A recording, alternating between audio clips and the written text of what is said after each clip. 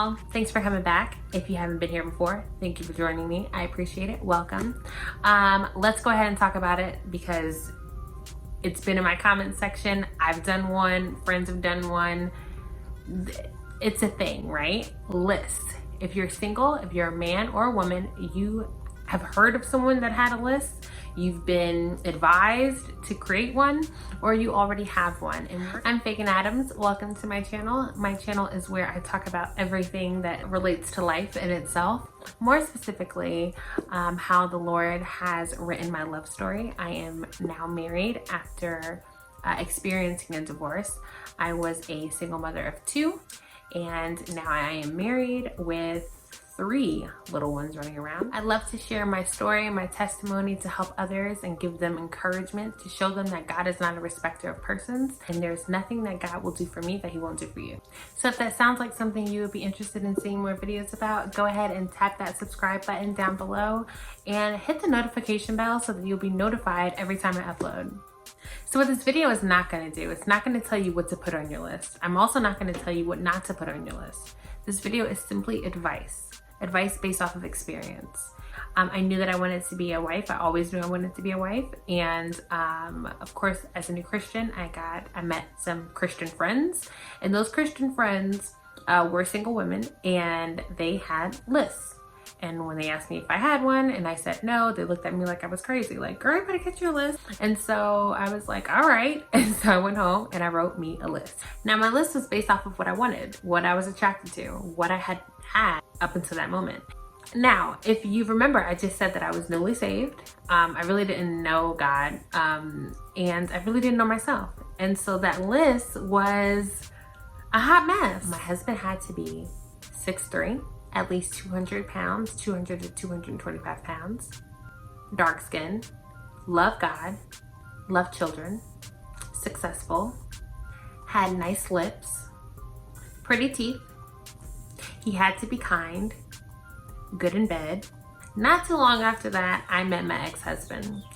And if I can say that he was 98%, I would say he was about 94% of my list. I remember actually saying to God, as I was checking things off on a daily basis, I remember going to God and I was like, oh my gosh, Lord, he's my list. He's my list. I say it all the time, like, oh my gosh, he is my list. Like, he is my list. As time went on, we ended up getting engaged, getting married, and it was the worst decision I've ever made in my life. I felt like I had married Godzilla. And so fast forward, I go through the divorce a few years later, and the Lord tells me to write a list. And I was like, no. Like, that's not gonna happen. Number 1, that's the devil. That can't be the Lord because I just got divorced. And number 2, the list is what messed me up in the first place, all right? I did not want to get married again. I didn't want to even think about a man again because I was fearful of making the wrong decision. I just was not doing that again. Of course, I go back into prayer that night and the Lord ministers to me, almost has me in tears, and he's explaining to me how the list I made before was a carnal list. It was made out of my carnality. It was made from a broken place, a place where I really didn't know me. I didn't know God. And how, if I don't know myself or God, do I know what's best for me? I don't. I went and got a pen and paper and I asked him. I just knew that if I was going to write a list, it wasn't going to be my list anymore. My list is not good enough. I need to know what you want for my husband, because I knew that the first marriage that I was in was not ordained by God. I knew that he did not put us together. And so if he didn't put us together, there must be someone out there for me, that there is a soulmate for me. There's someone who was created to be my husband. And so I went to him and I said, okay, Lord, what do you see my husband having and possessing in him? And I wrote a list that I know that I had a lot of qualities on the list. The first few things on my list had nothing to do with physical. The first thing on my list was that he had to love God so much that he obeyed his word. I wanted him to have the heart of God. I wanted him to love me like Christ loves me. I wanted him to be filled with joy, to be happy, to be someone that I wanted to be around all the time. I wanted us to be friends. I wanted his personality to mesh very well with mine. I wanted him to be strong. I literally wrote that I wanted him to be a prayer warrior. I wanted him to pray for me when I couldn't pray for myself. I wanted him to be positive, uplifting. I wanted him to edify me. I wanted him to love my children, but not only love them, I wanted him to love them as his own. I asked God to give him the grace that he needed in order to be the father to my children. I wanted him to be ambitious. I wanted him to be successful. I wanted him to know his purpose. I wanted him to be mature in Christ. I wanted him to have kindness that would allow him to take the shirt off of his back for a stranger. I wanted him to be chocolate. I wanted him to be dark skinned. I wanted him to be handsome. And I wanted him to be good in bed and well endowed. Hey guys, so not that I'm overly concerned, but I do realize that there may be some people who might feel uncomfortable with me saying that I wanted my husband to be good in bed. So I'm going to go ahead and make a public service announcement. God created intimacy. And if you honored him with your dating process, like my husband and I did, where we abstained from sex, we did not have sex with each other until our wedding night, he's going to honor you. And there's nothing wrong with wanting to be pleased with your intimate relationship with your spouse. So go ahead and thumbs up this video if you want me to talk about intimacy and sex after marriage, because I really think that that might be a subject that people feel is taboo, and it really shouldn't be. Not more than a few months later, I met my husband, but I want to make it very clear that he is not my list.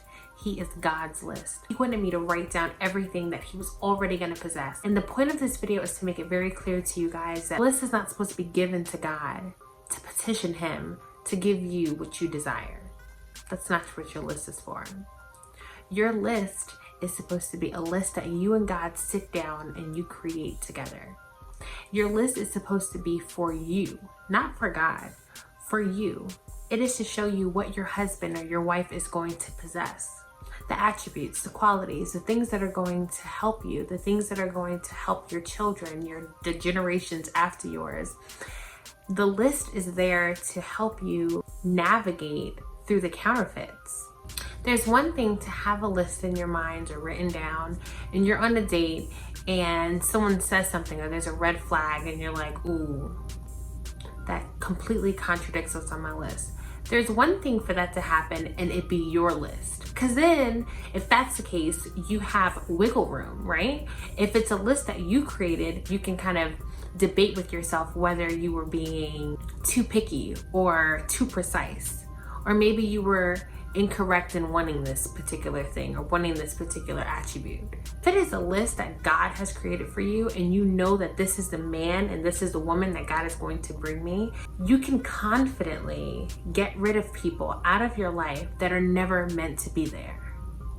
I got a comment the other night telling me that it seems as though the counterfeit is inevitable, that there's always going to be a counterfeit, and that she was kind of afraid of even pursuing marriage because she felt like she might fall for the counterfeit.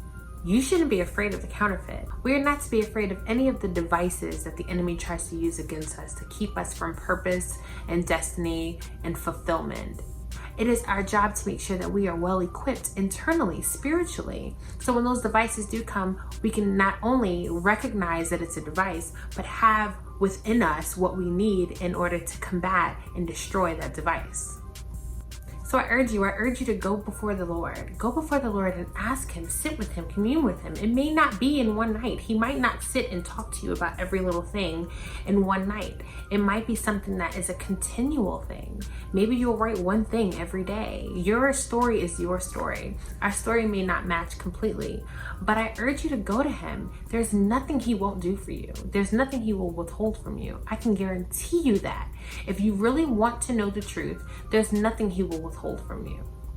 So thanks again for tuning in. I love speaking with you guys. Please comment down below if you have a list. I want to know if you have one. Tell me the things that are on it. I'm curious to know what those things are. Thanks again for watching this video. I really enjoy making these videos for you guys. I enjoy talking to you guys in the comments, you guys sharing your stories and listening to mine. It's so edifying. Comment down below. I want to know if you have done this, if you've gone before the Lord and the Lord has shared with you the things that are on the list for your spouse. What are those things that he had you write on your list? You don't have to tell me the whole list. If you don't want to share it with me, that's fine. But I do want to know, like, what are those things that he's had you put on your list? I'm just curious.